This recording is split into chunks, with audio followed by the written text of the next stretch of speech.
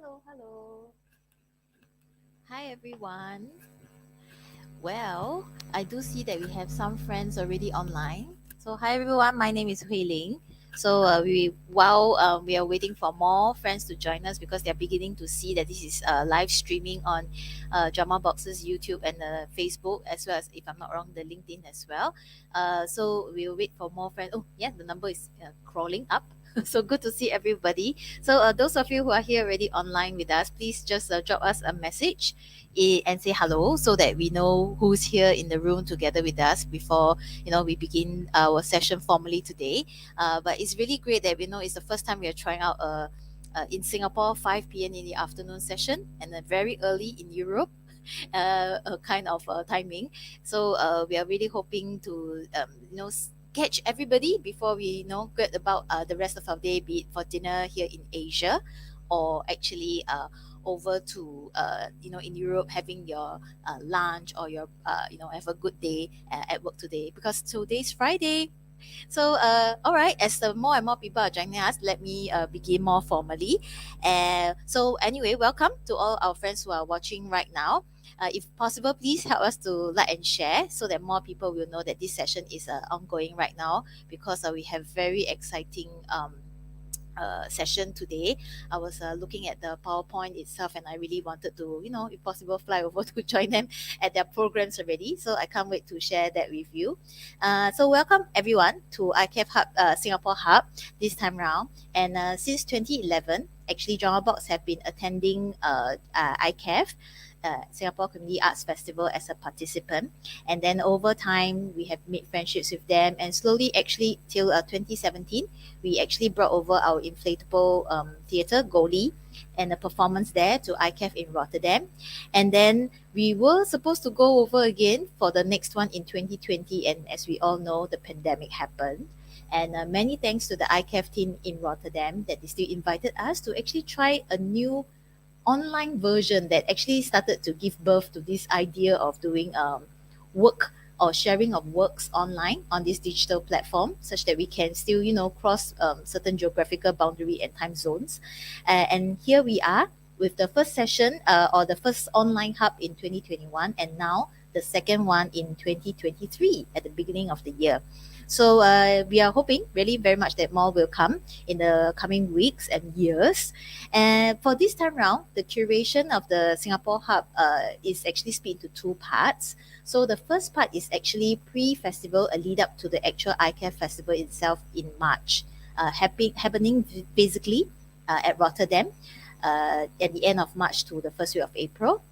And for this pre-festival part, there are actually three online free access sessions, including the one today, where we really hope that we could bring more of Southeast Asia's or Asia practitioners in the field of community-based work can actually come and share and get to know each other better, because we have really been wanting to try setting up a kind of network where we can learn from each other, finding certain similarities in the work that we do, certain challenges, and actually if we could even do something together in terms of be it um, putting certain funding boundaries, or actually, bringing some kind of support for each other's work. So the first three in January, February, and March, one session a month, we will have the free access online sessions on the social media platform. And then during the festival itself in ICAF, which is the last week of March, it will be two sessions that will be during the ICAF session itself, that will be during the festival with a panel, as well as another group of Singapore performers who will be presenting there as well. But enough of all this long story and history, and back to today. So I'm really excited because this is a new group of friends that I've made. And I actually first heard of the Mekong Cultural Hub from my dear friend Janet Pillay. And then I was really excited because I was observing some of the work that she was sharing and doing at the MCH.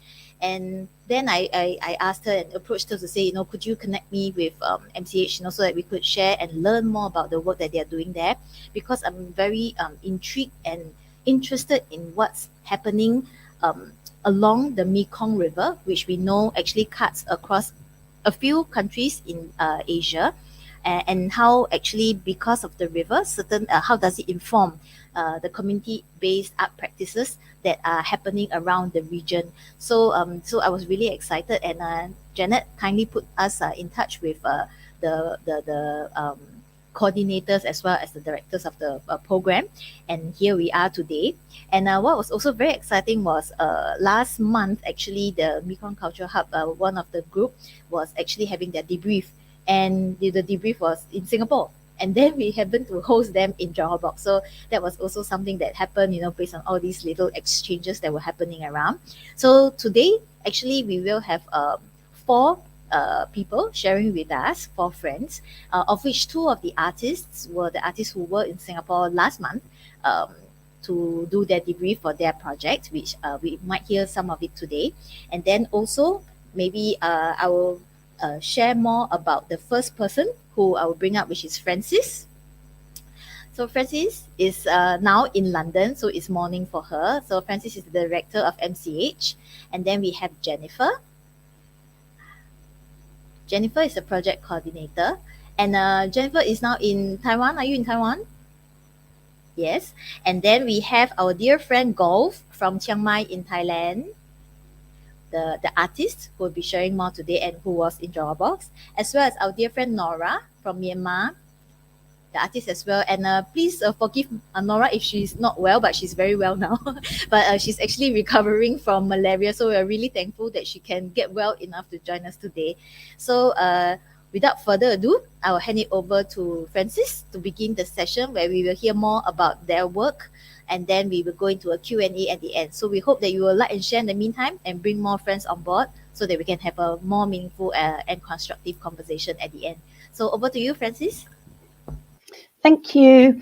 I'm really pleased to be here with everyone. So I'm going to start just by giving you a little bit of an introduction to Mekong Cultural Hub, which we tend to call MCH for short.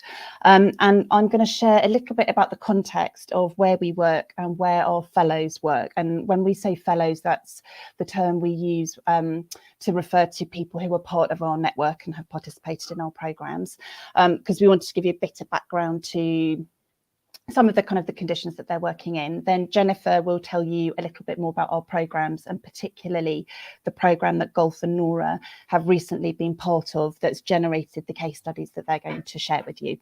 So MCH, we started in 2017, so we've just completed our 5th year of work. We work across Asia, but our priority countries where we focus are Cambodia, Laos, Myanmar, Thailand, Vietnam, and Taiwan.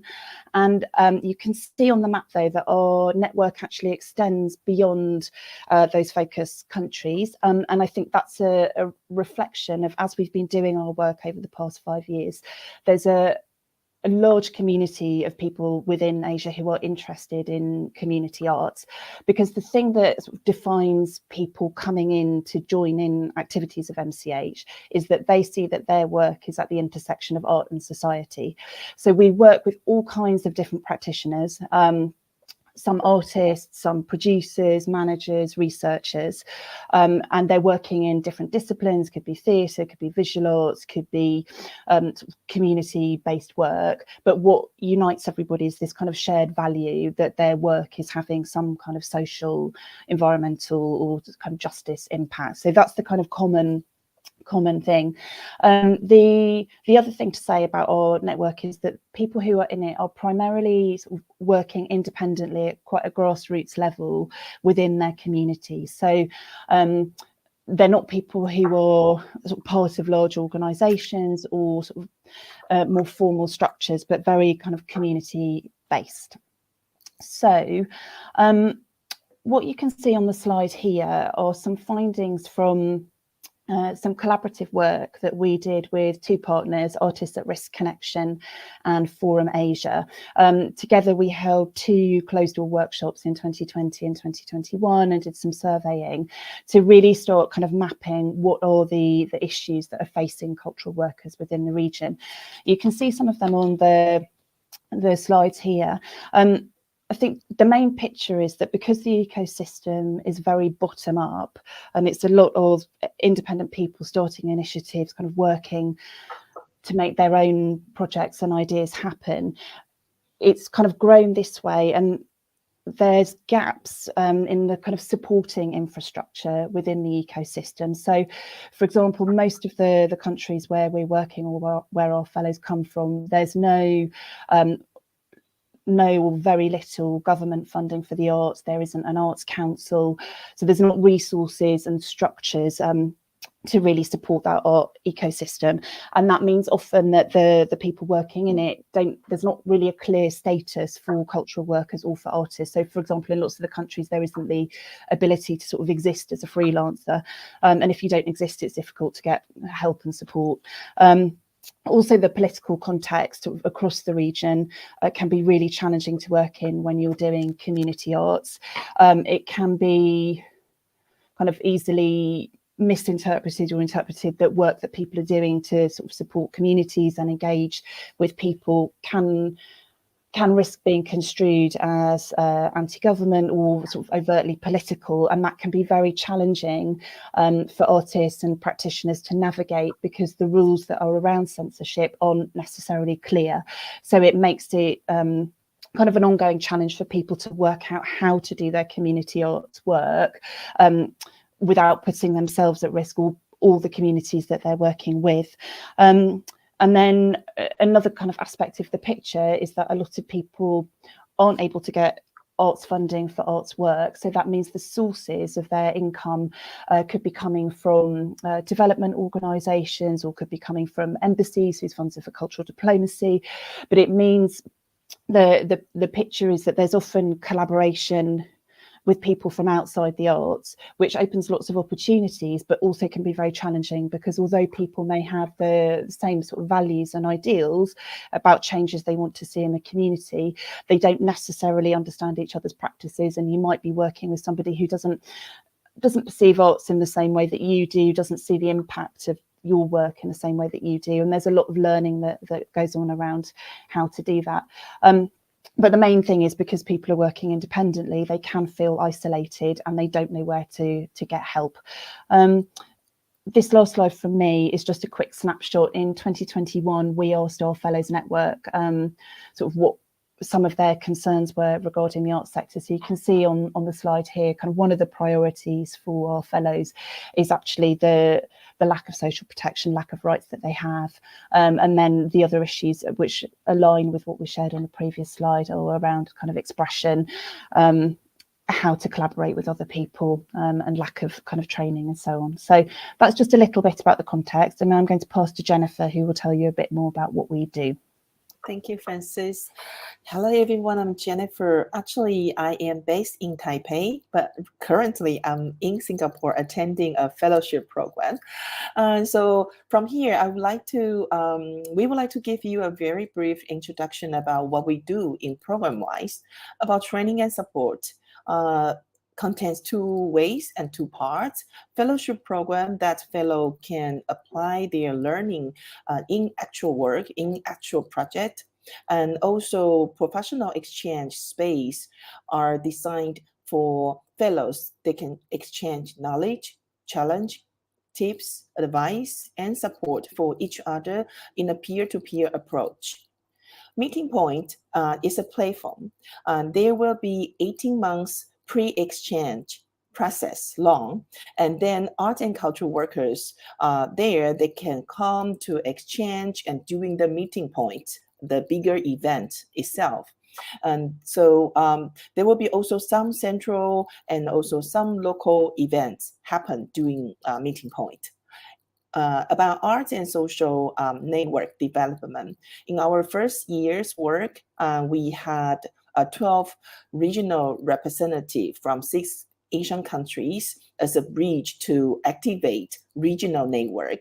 And from this year, we will have a different way to work on this. We will do this kind of a network work together with other 6 local hubs together as a partner. So Asia Spotlight series, including case studies, reports, research, conference, and a program named Open Space. Our main approaches are connect cultural and social practitioners from the region to grow their network together, and also expand their perspective by sharing local knowledge and facilitate mutual learnings among them. Broker opportunities for their co-creation and for they build up their friendship. And on the flower-like image you see on the screen, you can see key ingredients of our learning model. I like to talk a bit about one of the programs we did very much related to community arts. SEED, S-E-A-D, is a cultural leadership program we co-hosted with British Council. The theme is art, culture, and SDGs. We have 20 alumni from 3 cohorts, and they are from 10 countries. You can see on the right side, Delta program is a program for the alumni about art, culture, and transformation. So after stage 1, cross 3 cohort, 10 of the 11 of the alumni decided to join a year-long program. So they are into 3 groups. Each group has a unique topic. And in this group, their specific topic is enhancing social collaboration through creative approaches. We have a Nora from Myanmar, who is a visual artist. We have a Sina from Cambodia, who is a festival organizer and a producer, arts manager. And we have a Golf from Thailand, who is a theater artist. And so today we invite 2 of them. We invite Nora and Golf to come to this space to share their learnings and reflections with you.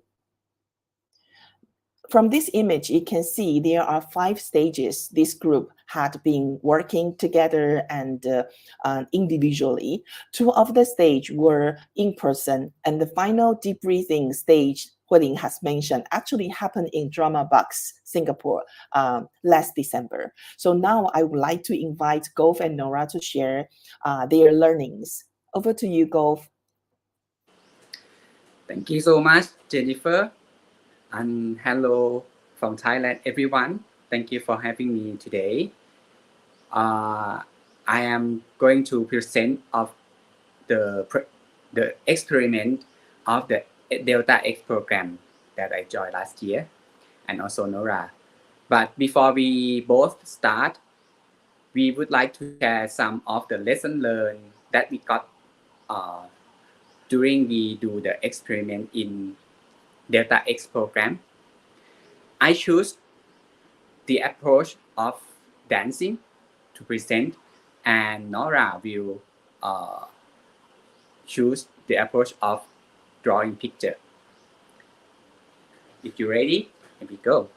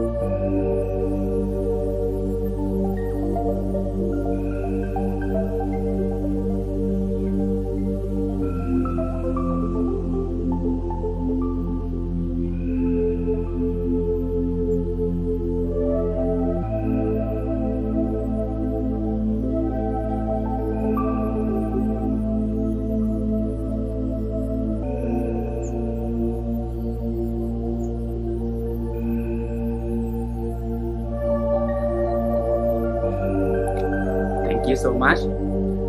That is the lesson learned from both of us. And next, I like to present the experiment that I had done through the Delta X program, which is operated in Chiang Mai City, Thailand. The name of the project is เมืองกั้นน้ำ which means city block water. This project, this experiment has collaborated working with the local artist. His name is Nontawat Machai, who used the theater and dance as his techniques. This is the map of the Chiang Mai city, and you can notice the red, the blue circle spot, which is the area of the community that this project work on. The name of the community is Sutet area. And now we zoom to that blue circle area. And I like to tell you about what is the เมืองกั้นน้ำ project do. We work on the issue of the flooding because this community has flooding many times per year.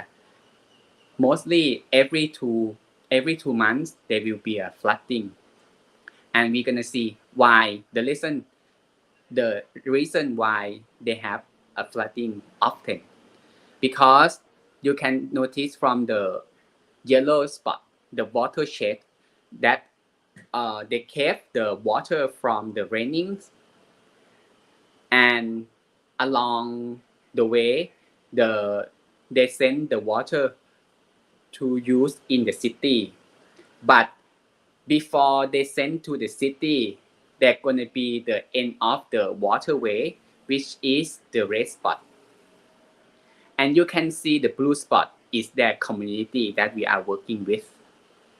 But behind the community area, the blue spot, there is the green spot, which is the water gate that they block the water not to flooding into the economic area, which is the pink area.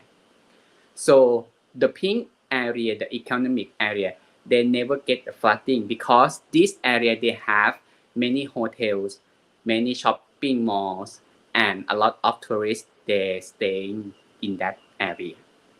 That's why they have to block the water on the water gate, the green area, and that's why the reason of the community that have the flooding every 2 months. So I work with Nontawat Machai, the artist in that area. First, we do with the research to get to know the information from the people in community, from the surrounding communities, and also from the NGO activists who work with the water issue. Also, we work with the officials, governors in local area. And then we work with the youth in school to empower them talking about the water management in community. And also the third one, we open the public space for community to engage and to voice out their opinion towards the flooding issue in their communities. And the last one, we public, we send the report to the public to get the awareness of the issue in the area. The first activity, we get the research, so we go to the yellow area and we talk with the local governors, officials. Next, please. This is the area between the community, which is on your right, that they have the water, but on the red hand is never get the water because on the middle there is the gate water, block the water. Next, please. This is the water that it looks like. Next, please. And next, we do the activity is called Where Am I, to recall your position and identify how important you are. And we use cultural map to draw a map that pull out the best thing and people, space, and knowledge in the community. So these two activities has been used with youth empowerment in school, because during that time there was a flooding situation as well, and the school in their class they are studying about water management, which is the right time for our project to operate in their school. So we give them assignment that each of them have to go back home, ask their parents or their adults or their neighbors about the water that they are using in their household, where are they from, and after using that water, where it that go. So each of them have to get the answer by interview, and then come back to the class, and we pull it out in the big map together and let navigate how the whole water that they are investigating come from. Next, please. And then we have the discussion together to ask the solution, because during that time, as I said, there was a flooding. What is their opinion from the youth view? So the solution from them is to create the water dam and clean the waterway often, install the dumping water machine, using sack to block the water, use water wisely, no dumping waste in the river, make a little dam, and create a variety way to let a water go. Because after the research, asking their parents, they know that between the yellow spot before the blue spot, there is only two ways of the water that can go. So they suggest that to create another way of the water to go. So to expand the way out.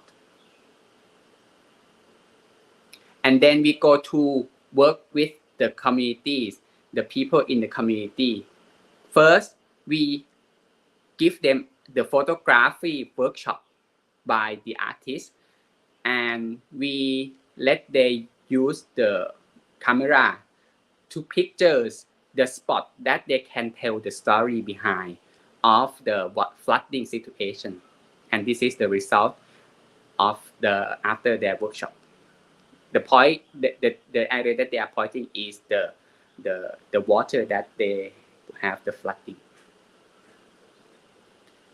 And then after that, doing the same situation, we collecting those information from the communities people, and then we draw the big map together and let's talking about the solution from their own view.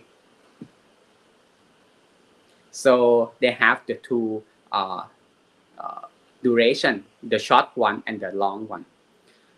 The short one is pretty close to the youth that they have to clean the old waterway and take care of the victim, because during the flooding there are many people who got suffering from the flooding, and using social media to call out, because this is very powerful, because one of the communities people, they post the situation in their Facebook, and people around Thailand click like and comments to that post, and that makes the local official get very upset about that, because it's their responsible. So social media is one of the powerful things. Coordinate with the water center directly and warning using the warning system, because during the time they should using the warning system by using the car horn to tell that the water is coming already, beep, beep, beep, beep, beep, beep, around the community. And the long-term way is to make another way of the water, and also make a little dam and create a variety way to let the water go.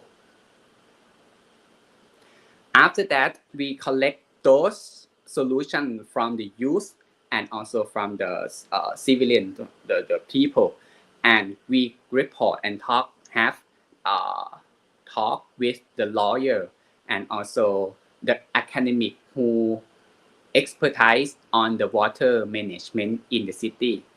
And then we make a report and they send that report to Chiang Mai University office, because Chiang Mai University is one of the organization who use a lot of water, and Chiang Mai University is located before their community. And also we talk with provincial government and also the water management center. The impact from the mission: first, we create the trust building between school community and the artists, because during the time the artists work outside of the community, but this project draw them three together to meet each other and also talking about their own life. So the trust is gaining, and it is the right time to operate during the crisis because there is the flooding, and we don't need to push them much because it's their life, and they feel like what we are doing it actually totally benefit to their life. And the community is interested engaging to use art for campaign. As I mentioned about the one of the example is to post the social media is one of the powerful thing. So they think that use art is kind of like soft power to voice out this sensitive issue to the bigger society. And the artist can position himself as a partner with community, and the community is aware of the role of art process creator. But there is the challenge on the mission. The first is ability of the operation, because of the time during the crisis it's very hard to work on and to build up the process during the time that they are suffering is quite challenging.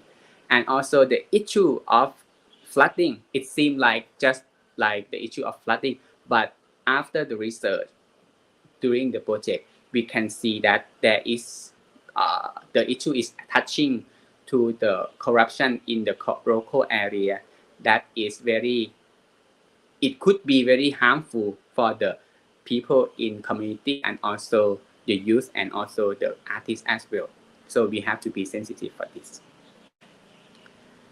So thank you so much for listening to my experiment. So next I will hand over to Nora experiment. Thank you so much, Carl. And hello, everyone. My name is Nora. I'm really glad to be part of this program. First of all, I would like to say that this is I always would like to learn, would like to learn and would like to know what is socially engaged art. Fortunately, I got a chance to learn in deeper way about what is socially engaged art. So I'm really thanks to my curator for this project. So my project, okay.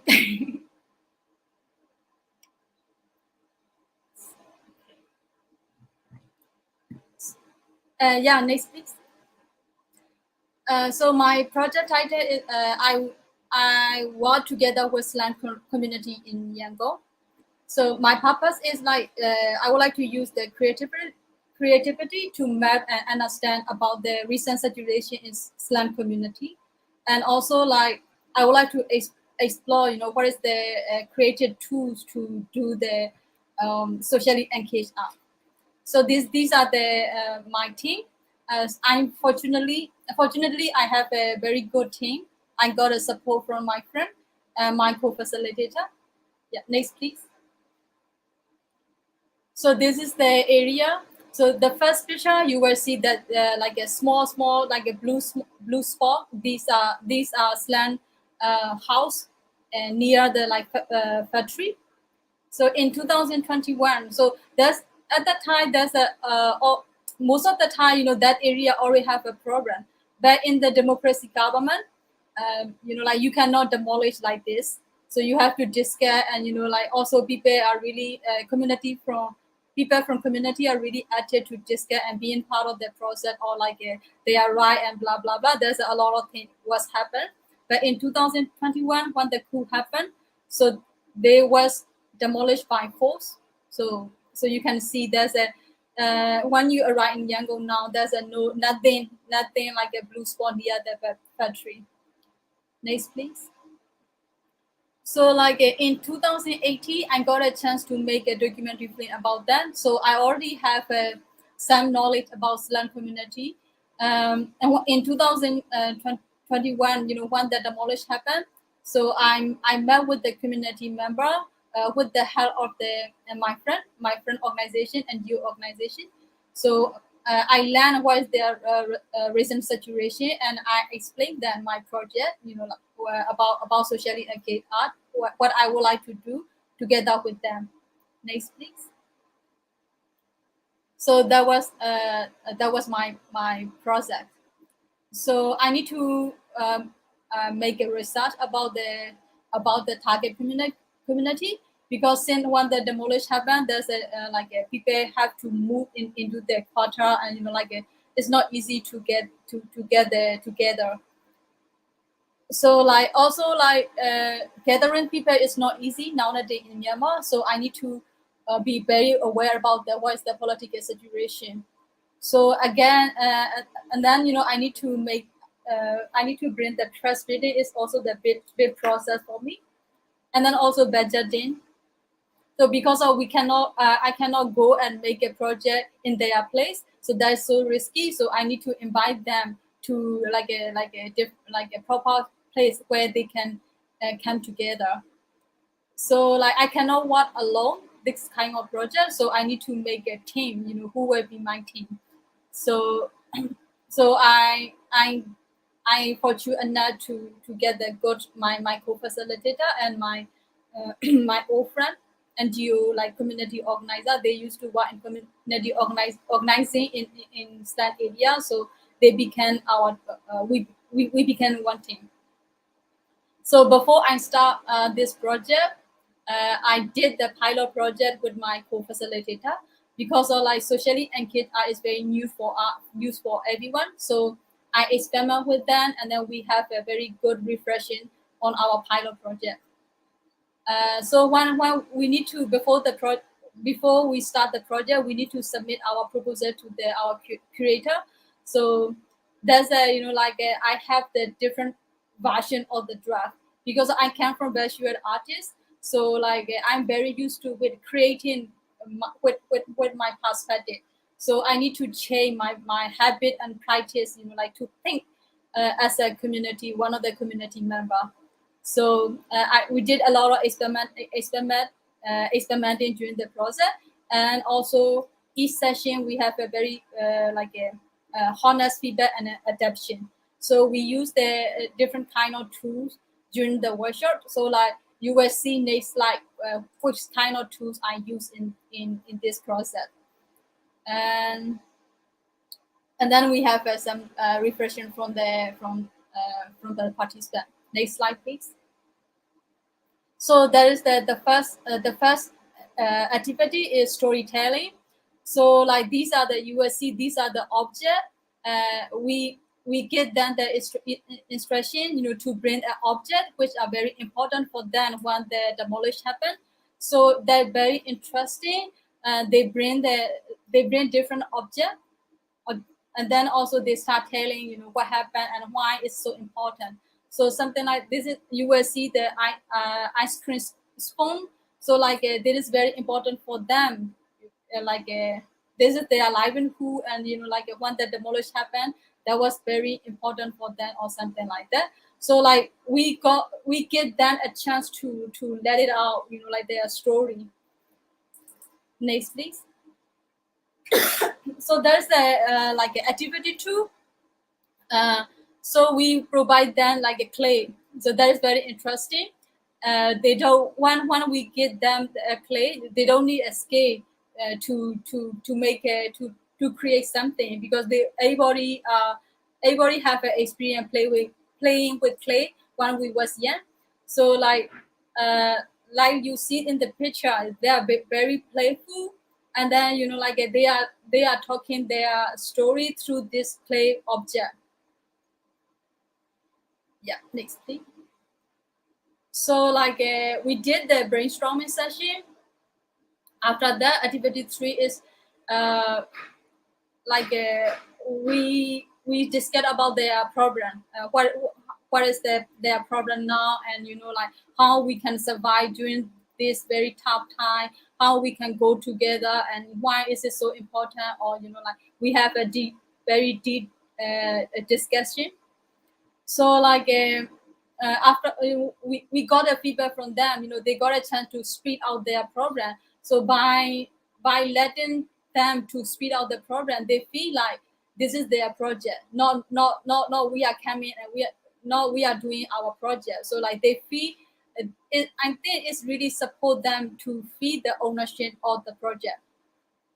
So also like you will see the space that is the community space in Myanmar. So you will see the space, we create the space like to make it relax, to be relaxed, and like they can it's not the classroom, they don't need to be strapped. So also like by discussion their program, they can learn each other program, and then like some people already have a solution, some people don't have. So it's become like one of the exchange for them. Next please. So activity 3, activity 4. So because of we the previous activity we discussed about their problem, so and then they start being very angry, sad, and there's a lot of emotion that come up. So then our original idea is we would like to we want them to create some collage using with the colorful paper, but because of their emotion and because of their stress, so we request, okay, we let them, okay, tear color paper. So use your anger, use all your program. So that was also very like a good activity for them. So we did a lot of adaptation during the like a workshop. Next please. So the so you will see the sun photo is we are playing some game, and people are being so relaxed. And so one of the energy reading is also very important for me, because I don't want them to create something for my project, because this is their project.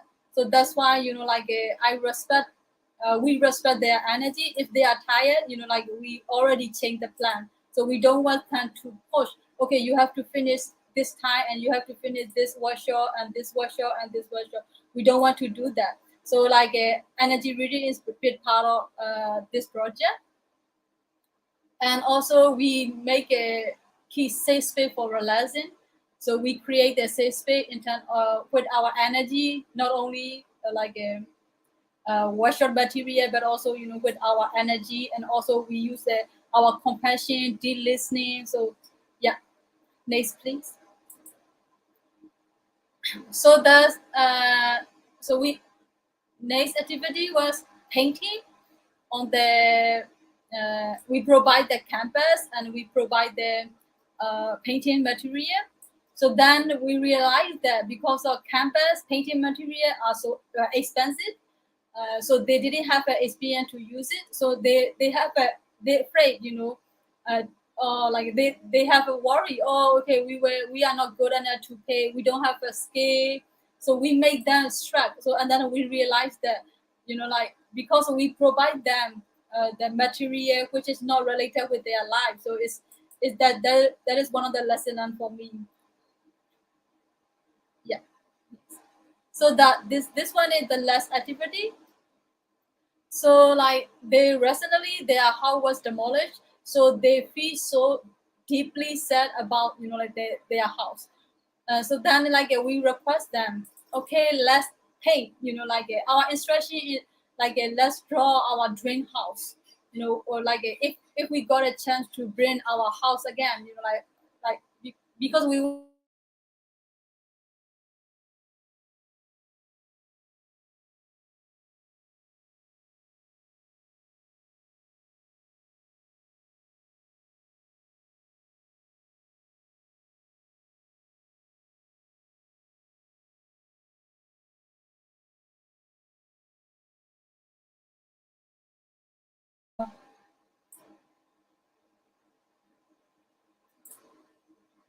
so like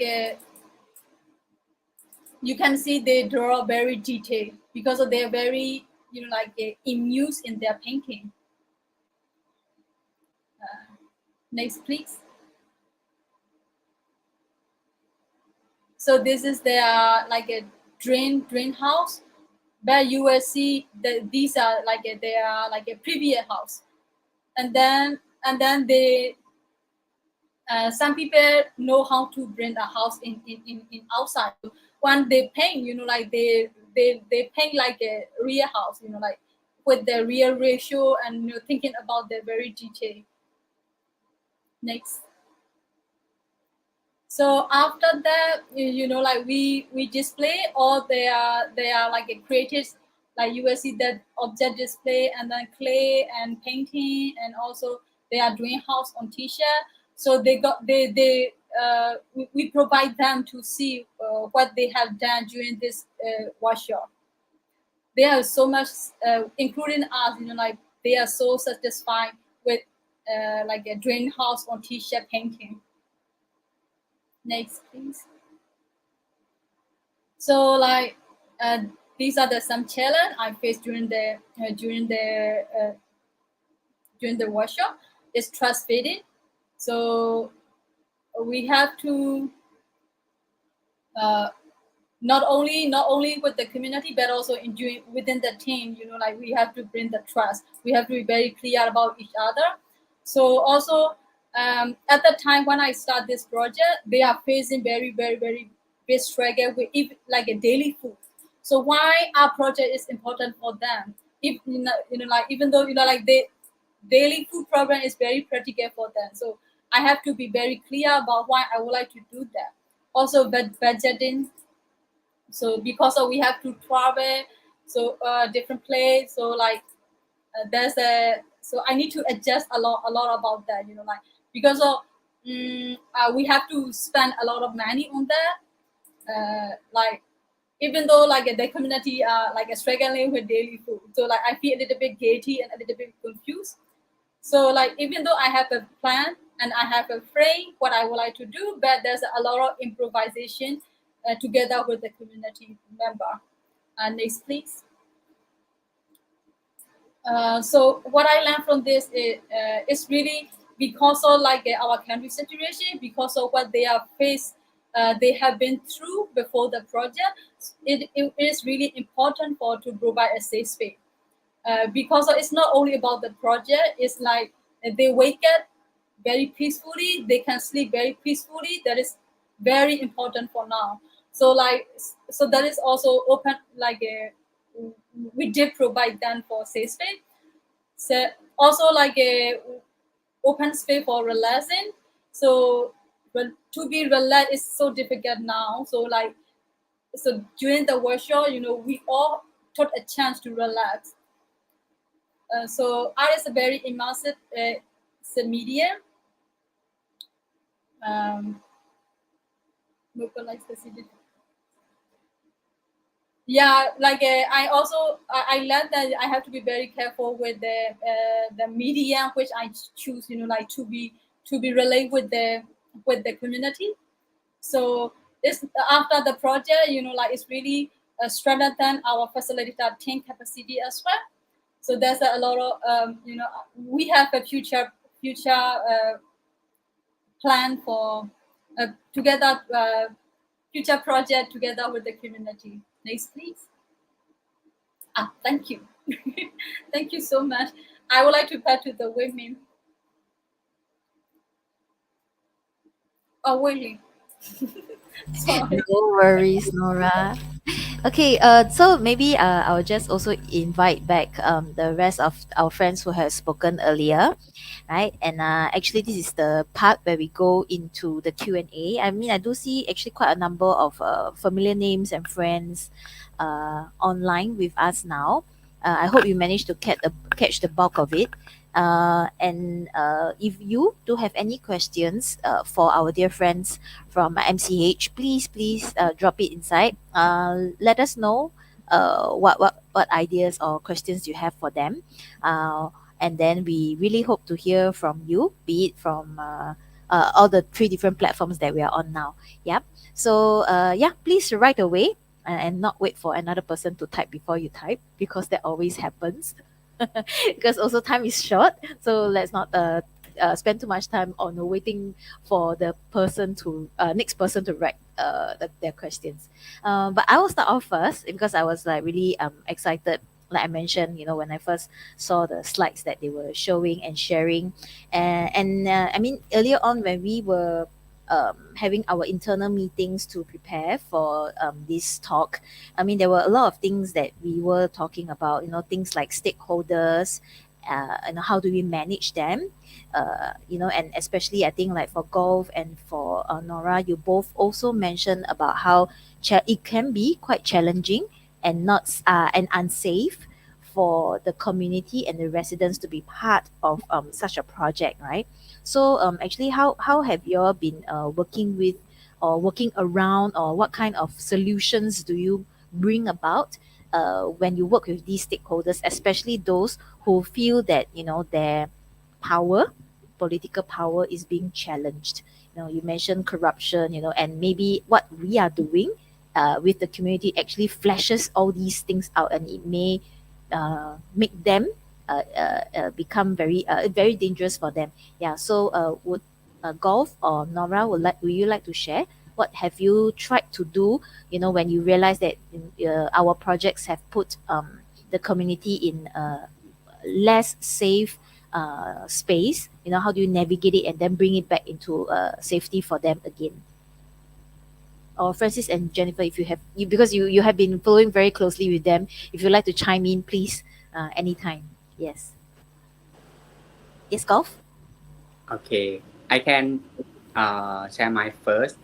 Uh, with that sensitivity, uh, we have to ask the people who, I mean the people in community first about what is the issue that you think that it's very safe to talk with the outsider like me, because I'm gonna be here with this experiment project for a short few months with you, but you're gonna stay in this uh, Mm. community for a long time. What is the point that you'd like to share to me? And also, I think this is before saying this, before asking this, I have to show them my sincere, my to make a trust for them that I am here not making any benefit from them, Mm. but I am believing of using art as a creative approach to make a social change. But I I am not in the community, but I have some of kind of method. Mm. So I told them what I can do, and what is the result that I am expecting Mm. from my collaborator, and also what I'm expecting from the, the result of this experiment. And also I'm going to ask the same: what is what if the community join this experiment with me? What they are expecting from this collaborating together? Mm. So during sharing the feelings and thoughts, making me and them to get to know each other, uh, I have to confess that the process that I have been designed working with them, it actually almost changing the whole thing, because of the conversation between them. First, first, first thing, the first tackle is from gender question that the curator of my group of the Delta X program, that she mentioned to me that, oh Bob, this is the idea that you are trying to force them to think like you're doing. So it's not what the community want to do. So Janet really direct me that you have to create a space for the community. And the second, when I trying to create space for them, they actually that they don't want the performance right now. Because there is a flooding. It's not the mood to perform. Oh, So no. they want some process that is actually effective to work with to talk with the officials and any organization who have to take responsibility. So with that, the report, because we are artists, we need to get the report that not only the information data that is very hard writing, but we want to collect the feelings, the emotion from the people, the structure of the people also that is contained with that report. And that is kind of like the balance between the artist and the community as well. Thank you very much. I'll just also flash up because Shuya, one of our friends who will actually also be part of ICAF at the later stage, no, just sharing the same question. So over to you, Nora. Yeah. So for me, I was lucky enough because I have my partner organization. One community, they used to work on the ground for 10 years, so they already got the trust from the community.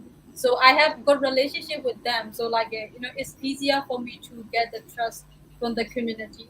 So in terms of government and other stakeholder, we cannot work like very openly. So if we would like to do the workshop, we are like doing it within our safe space and safe community now. So maybe my next challenge, is if I would like to do socially engaged in with the other group. So I think that's the first challenge. I have to bring the trust and to get to be part of the community. So that will be the long journey as well. Yeah. There's a lot of mention about this concept of trust building in all the parties who are involved in this thing. And actually, also, there's another question that came up from our Facebook friend, Abby. So, Abby is asking, actually, I also had this question coming up is what's next? What other further activities or work do you have with the community participants who have taken part in the projects that you were continuing with? Yeah. Do any of you, either Golf or Nora, can go first to share more about that in response to Abby? So yes, I have a plan to do the next project, but not with the same people. So it will be the young people from Slang community. So I would like to make a participatory photo and documentary project together with them. So I will give them some scale, so they will tell their story uh, through their using with their mobile phone camera or so something like that. So I have a plan, but I just recovered with malaria, so I cannot do now. So maybe I don't know when. So Nora, how long did you spend at the last community that you were working with? how long? How long mean? What short time or From the relationship? start, from the relation all the way from the beginning. So I did documentary about that in 2018. So now I came back to the 2021. So I already have the concept and like understanding about the community, but I need some update. And I met with different people, but I already know what's the concept of being a slang in that area. So Right. so it helped me a lot. Yes. Yeah. So and then from the 2022, you started in August, something like that, right? Yes. Yeah. That's Uh, true. so and you finish about November. Yeah. Yeah. Okay. So that's about 3-4 months of work there. With golf, what's coming up next for you? There is two dimensions. Not the first one is we're gonna continue from this experiment project that is under the Delta X program, but Mm-hmm. we're gonna develop into the more like self-operated project that we're gonna looking for the support financially from the organization, several organizations, and this it has been uh, proceed already. We send the proposal to the many organizations already. Mm. But during the time that we developing the project proposal, we have the solution that it's not about only that blue area community. It's about the whole map of Chiang City because they are on the first of the community who got the effect. Even the we are talking about the flooding, but we want to work with the pink area as well. That they never have the flooding. We want to tackle the issue that you cannot be safe when someone is struggling. So we're trying to draw every dot, every community in the mapping work together with the water management issue because it's not about only the flooding, but it's about the trash management that they are flowing in the water as well, in the river as well. So this is the first dimension of the project that is gonna take the lead to. And the second dimension is because the collaborator, the artist, he is he is from that area. He's working in that community. So, but in the past time, his work is very political. It's very let's say uh, express about the sensitive issues, many issues in Thailand that people feel like we don't something like that, you know. So the image of the artists in the people in the community view is first if they don't get the art works, they don't understand. Yeah. Second, the issue is very sensitive. But this project trying to find a balance between the artist, where is the best approach that he can apply working with community, and at the same time, the community can have a time for them to understand the role of creative art to make a social change in their own community. So this is has and also when the artist he is staying in that community, he gets some benefit of taking like I'm from the community too. It's not like someone else come to work this. So the community feel more close and engaged to the process together. So these two dimensions I am working on. Mm.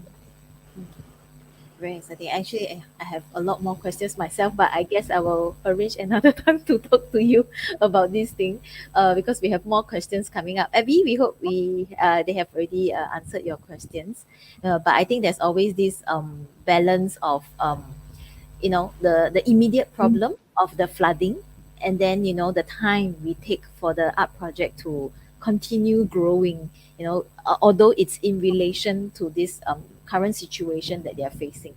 So we have another question coming up also for Golf and Nora. But dear viewers who are there now, also if you have question about Mekong Cultural Hub itself with Francis and Jennifer, please also post the questions there.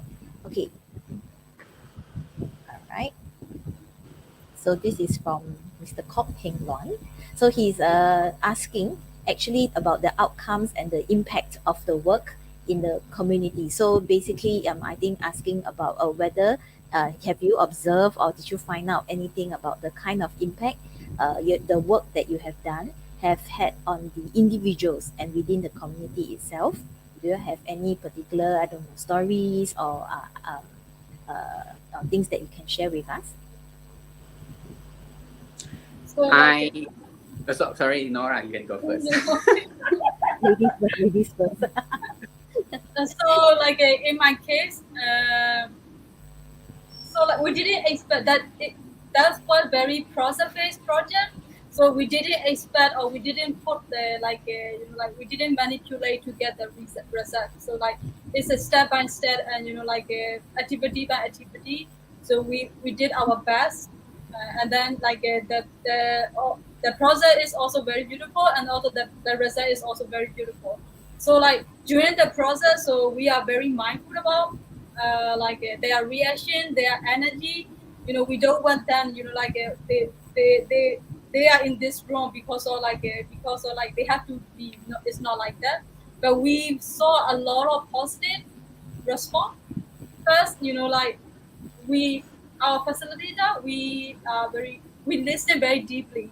It's not fake. It's not about the project. We listen very deeply. So it's really helped them.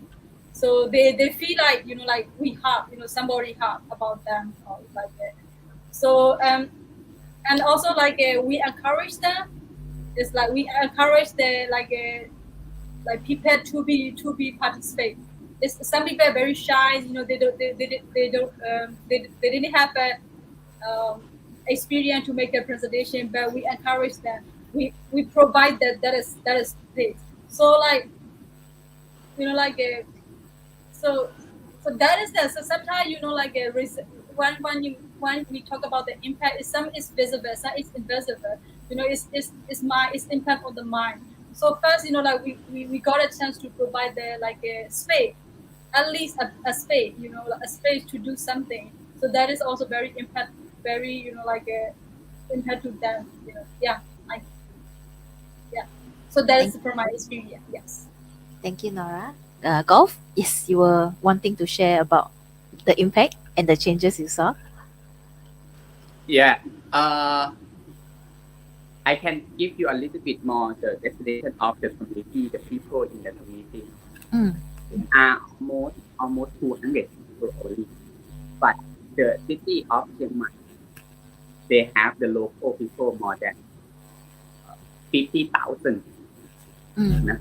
So there is very reflecting of the discourse. One of the discourse is minority has to sacrifice for the majority. This is telling about why the flooding is has to be on that community all the time to save the economic area. And they, with most of 200 people of that community, they are labor, they are construction site workers that have to work, that they have to work very early, like maybe 3 or 4 a.m. and they have to go out working already and they have come back quite quite late evening.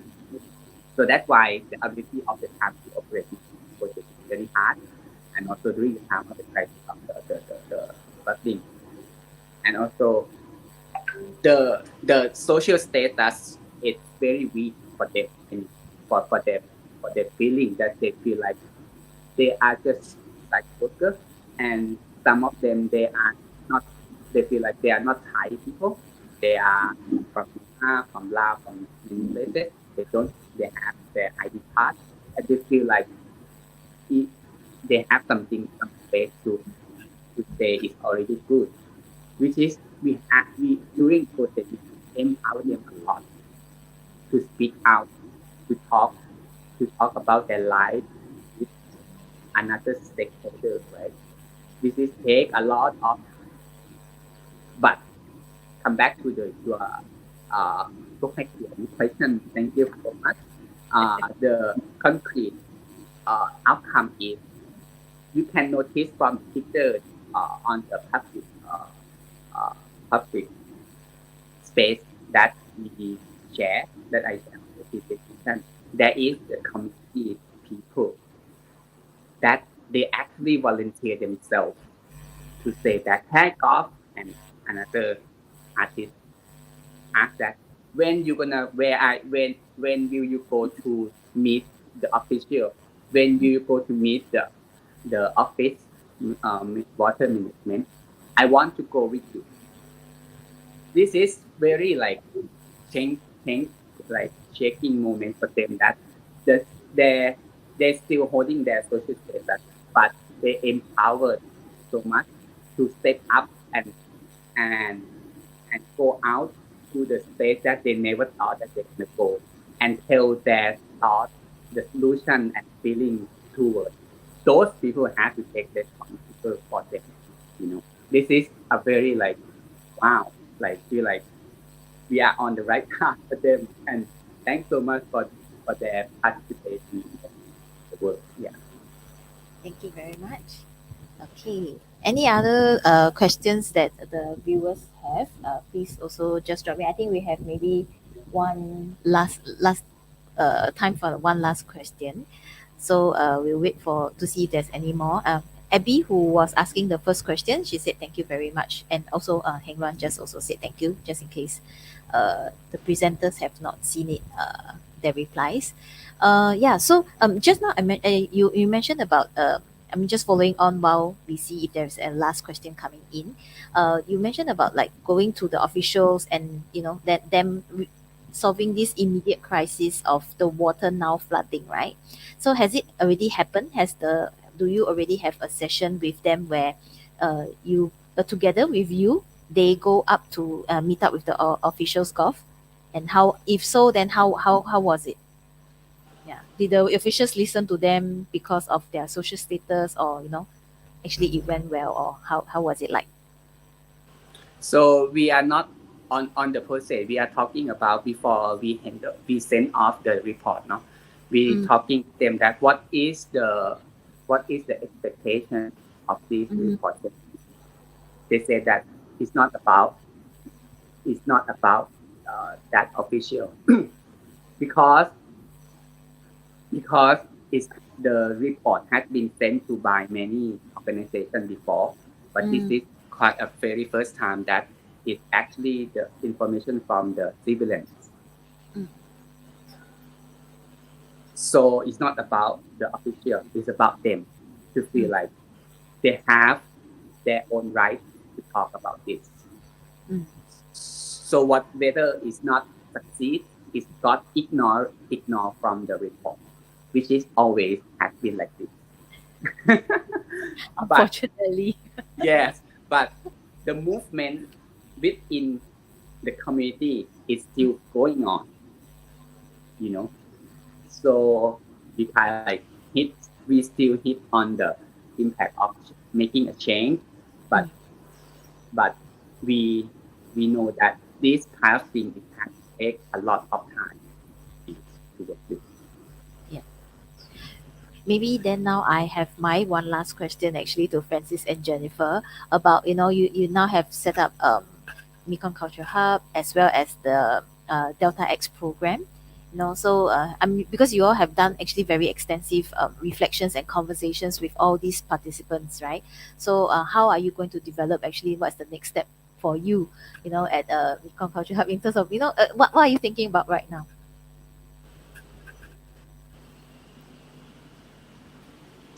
Yeah, thank you. So yeah, it's a good time for you to ask the question because we just finished our first 5 years. So it's meant we've had to put together a plan for the next 5 years. So we've been doing some consultation during last year with our fellows and with our collaborators and trying to kind of set up the direction.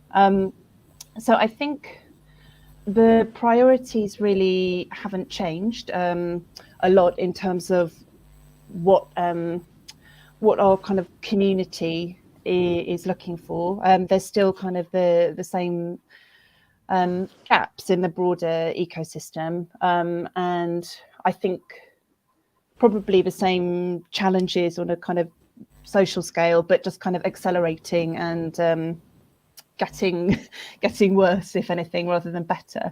And it's interesting, while Golf and Nora have been talking, it's reminded me when we were working with the 3 curators to prepare the Delta X program, Jennifer and I had a lot of kind of planning sessions with them. And as Jennifer shared on her slides, one of the the kind of core sort of orientation of the program was to look at arts and transformation, and it was looking at transformation for the fellows involved in the program kind of in a personal level, looking at transformation in how we collaborate, but then the final transformation was related to sort of readiness for worldwide issues coming our way. And I can remember very clearly in the conversation that we had, because what the foundation of everybody who was part of the Delta X program is that they'd originally joined the SEED program, where they're looking at art and sustainable development, and sustainable development goals, and kind of looking at how can we fix situations. And I remember one of the curators saying, well, we can't actually change these big things that are happening around us, like the flooding, like things, areas being demolished, like all sorts of things. We sort of, as individuals and as arts practitioners, can't necessarily stop those, but what we can do is support people in sort of being ready for them and adapting to them. And I think the stuff that Golf and Nora have been sharing about people feeling heard and feeling like they can express their voice and they can just have the reality of the impacts of that kind of situation on them acknowledged, is really meaningful. But so in terms of what we're doing next, we're continuing, as Jennifer mentioned, we every 18 months do a program called Meeting Point, which allows a kind of broader community of people interested in art and social action in Asia to come together and meet up. So we're getting ready now for our next Meeting Point, which will be in March 2024. With a kind of large in-person part of it in Hanoi, and then there'll also be some virtual things. So we're kind of setting up programs for people to start collaborating and preparing things that they want to share at that session. We're also going to be doing more on training and support. So doing more programs a bit like Delta X, where people have a chance to have some time reflecting and sort of thinking about practice in a certain aspect of community arts-based work, but then have a period where they can actually implement projects or test out their approaches and then come back together for reflection, because we found that kind of structure works quite well. So we'll be offering more programs of that similar structure, and then continuing to do the work sort of spotlighting the really good practices that are happening within our network, and also some of the issues facing our network. So that's kind of our main direction. I don't know, Jennifer, if you want to add anything. Yeah. Thank you. Francis actually very clearly using what kind of program, quite actual what we are going to do in the next 5 years. And I would like to share one perspective. I think Francis and I and other colleagues shared very much that might not show on the name of the program. However, I think there's a really, really great question, and also resonated with what Golf and Nora share about how they're trying to be responsive to the community they want to work for, they want to work with. And they are willing, that's really difficult. They are willing to change, even totally becoming a different project, simply because actually that's not the community really want and can't take at that time. So that's really require a lot of courage from the artist. I really admire the people we work with. They are willing to be challenged like this and be willing to be changing, what they can be doing so great as an artist. However, the question I have, and I think we will continue in our work, is, so how about if art here in our discussion, community arts, basically is for community. So why they always coming later as a one key, very important stakeholder? Why they can not, or can they be from the very beginning? Even the idea is trying to, finalizing, is forming, and have the most important stakeholder, of course, with artists together. Would that be possible? Would that be taking the ownership from the artist? This is a question mark. I don't know the answer. And just like the artists really want to share the ownership. So I think this kind of a question and try to deal with it learn from this will be something stay with MCH in the next few or many years while we are doing every program. So this is something I want to share with you.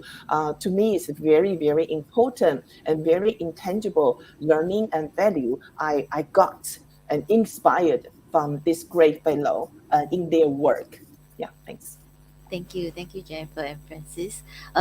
Just in case the friends on YouTube is wondering why our dear Francis is answering a question. Basically, we have a question from Facebook asking how many staff there are at MCH. Yeah, actually, if you can go to the MCH website, mekongculturalhub.org, and then it's a very well planned website. I have to say it's always very clear what they are doing and what they have, and also they have a very active Facebook page as well where they do share that. So you can also go and take a look at the MCH website, yeah, and for more information about the programs that they have and actually who's inside.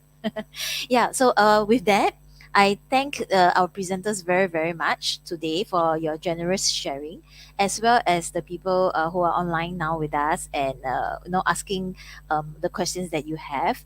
We hope that this will begin or rather be the beginning of our friendship for all of us here in this space right now, and that we'll continue conversations in finding when we were talking Francis earlier on with Jennifer, our first meeting, remember we were talking about how much similarities that we have, and differences, and how we share a lot of the challenges that we face at our work itself, but we all use very different ways in trying to resolve that, and how we could learn that from each other. So really hope we can find another opportunity again to gather, as well as to make these exchanges again. So thank you, my dear friends, and but the Thank you rest for of you having don't. us. Yeah. A pleasure. Yeah, but everybody else, please don't leave first. We need your feedback, as you know, especially I guess in a lot of places where we get funding for our work. We do need feedback to help us not just answer to the funders, but I think it's also a way of letting us know how we can do better or how we have done, so that we can continue this reflective process of understanding and curating and designing our work. But also a shout out to what's happening next month. So the second session, it will be with another group from Australia, Footscray Community Arts, where we will delve deeper into a very specific community, a group of people who are working with disability arts. So if you're interested, or if you know anyone who's interested in your network on disability arts, please put the date down and the timing in your schedule and join us next month for the session in ICAF Singapore Hub. So thank you everybody very much. We'll see you next month or soon with my friends at Mekong Culture Hub. Okay, bye bye everyone.